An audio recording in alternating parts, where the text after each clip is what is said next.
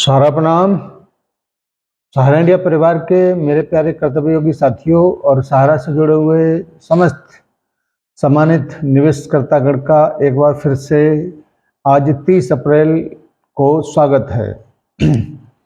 Date मैंने इस वजह से बोला है कि 30 अप्रैल बहुत महत्वपूर्ण दिन था और ऐसा लगता है कि सहारा के कार्यकर्ता और सहारा का निवेशकर्ता एक और परीक्षा से गुजरने वाला है कि आज अगर कुछ होता तो शायद आपको राहत भी मिल जाता और आपके चेहरे पे मुस्कान भी आती। लेकिन कोई बात नहीं है, अगर इंसान को आगे बढ़ना है तो पीछे जो छूट रहा है उसको अगर बार बार मुड़ के देखेंगे तो निश्चित रूप से दर्द होगा।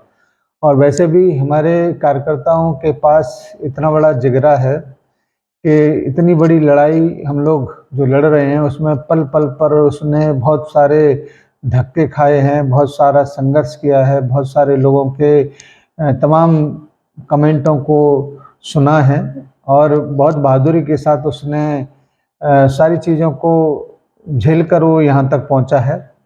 इसीलिए मेरे उन सभी साथियों से यही कहना है कि दोस्त हिम्मत मत हारना, क्योंकि सुप्रीम कोर्ट है वो, उसको जब मन होगा तब वो सुनवाई करेगा। आपके दुख दर्द से उसको कोई ज़्यादा लेना देना है नहीं, उसको सारी व्यवस्थाओं को देखना होता है। जैसे कि हम लोग सुन रहे थे कि आज सुनवाई होगा या संजीव खन्ना जी आज उपस्थित नहीं होंगे, लेकिन ऐसा नहीं है क्योंकि वो कंप्यूटर जनिक एक डेट थी जिसमें वो लिस्टिंग में नहीं पहुंच पाई, क्योंकि आज का जो डेट था उसमें उनका तारीख किसी अन्य डेट से टकरा रहा था और उसका जो डेट पहले से शायद दिया गया होगा, इस वजह से आज की डेट को सहारा के लिए उन्होंने नहीं लिया।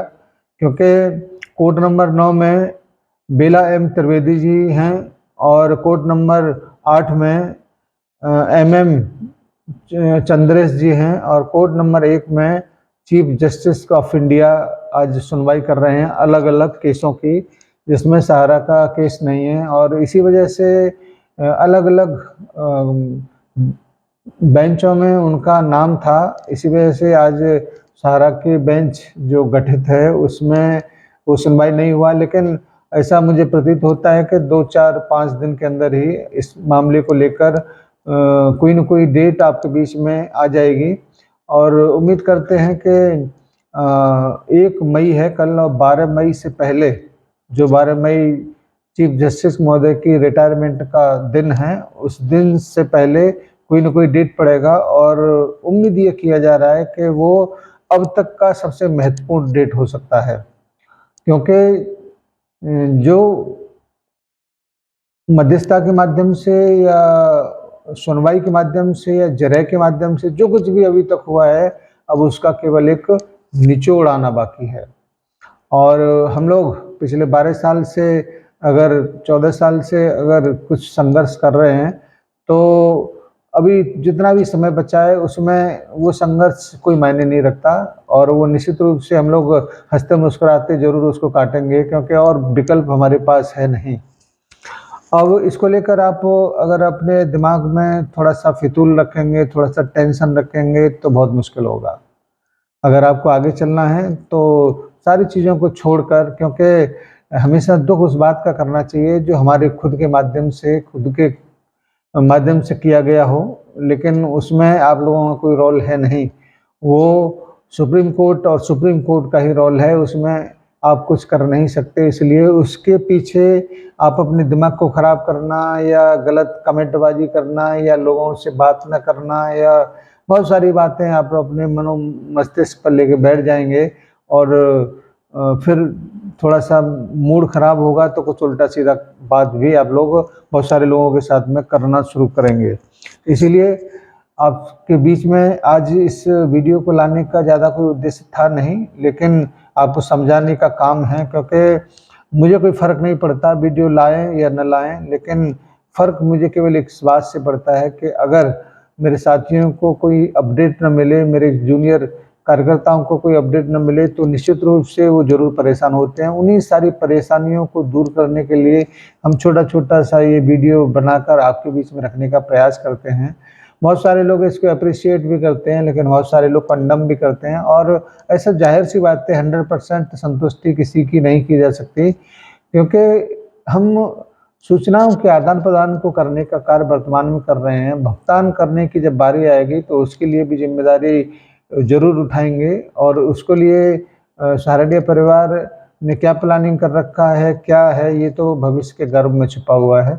इसके बारे में आज बात करना शायद ठीक नहीं होगा, लेकिन इतना ज़रूर है कि बहुत सारा काम इस मामले को लेकर हो चुका है और कमांड स्तर से भी 2-4 लोगों से हमारा जब बात होता है तो वही ये कहते हैं कि भाई अभी फ़िलहाल में हम लोग कुछ नहीं बताएँगे या कुछ हमको पता नहीं है। हाँ, ये ज़रूर है कि बहुत सारा काम इसके ऊपर हो रहा है, तो आप लोग इसको ज़रूर देखिएगा।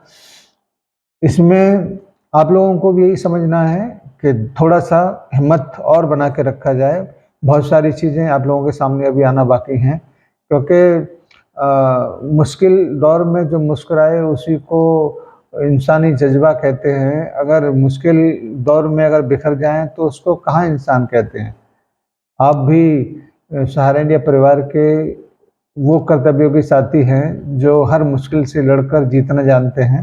हम लोग निश्चित रूप से आने वाले समय में कुछ नई सूचनाओं को लेकर आपके बीच में आएँगे, जैसे ही सुप्रीम कोर्ट के माध्यम से कोई नई खबर मिलता है, क्योंकि अब मुझे लगता नहीं कि जल्दी-जल्दी आने से या कुछ इधर-उधर की खबरों को आपके बीच में रखने से भी कुछ फ़ायदा होगा, क्योंकि आपके दिलो-दिमाग पर केवल एक ही बात है कि जल्दी से इस मामले को सुलझा लिया जाए, जल्दी से इस मामले में डिसीज़न आए और हम लोग भी यही चाहते हैं कि अब बहुत कुछ हो गया, बर्दाश्त से बाहर का बात हो गया सब लोगों के लिए। अब कब तक हम लोग लोगों को धैर्य बाँधने के लिए कहेंगे, हिम्मत बनाने के लिए कहेंगे। वो भी तो कहते हैं ना कि यार कब तक हिम्मत बाँधी जाए।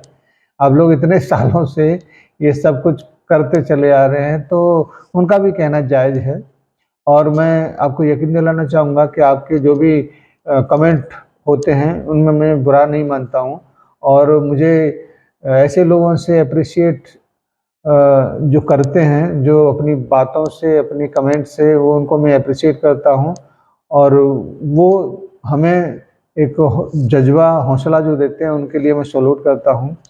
आप सभी बहुत सारे साथी हमारे अपने ही अंग हैं, सहारनपुर परिवार के साथ में हम लोग पले-बढ़े हुए हैं, क्योंकि सहारनपुर परिवार से मेरा बहुत पुराना नाता हो गया।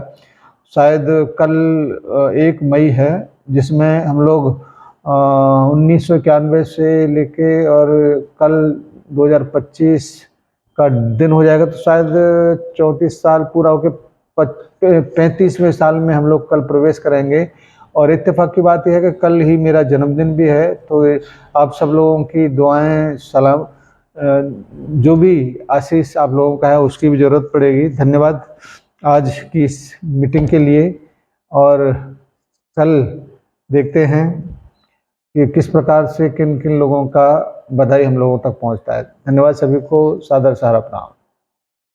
सहारा प्रणाम। साथियों, यथार्थ की यात्रा सहारा निवेशकों और सहारा कार्यकर्ताओं के मझधार में फंसे रहने के कारण शुरू हुआ था। जब उनके अपने छोड़कर मुंह छिपाकर भाग गए थे। आज लगभग 1 लाख लोगों को यथार्थ की वीडियो का इंतजार रहता है। हमारी कोशिश है कि जब तक आपके भुगतान और रोजगार से संबंधित कार्यवाही और सुप्रीम कोर्ट से पुनर्तः मामला समाप्त नहीं हो जाता, तब तक आपको हम एक माइलस्टोन के रूप में राह दिखाते रहेंगे। आपका साथ ही हमारी सबसे बड़ी ताकत है, इसलिए हर मुश्किल में साथ खड़े होने का हौसला देने की ताकत हमें मिलती है। उम्मीद है आप ही हमारा साथ देकर हिम्मत बढ़ाने का कार्य करेंगे। धन्यवाद। यथार्थ परिवार।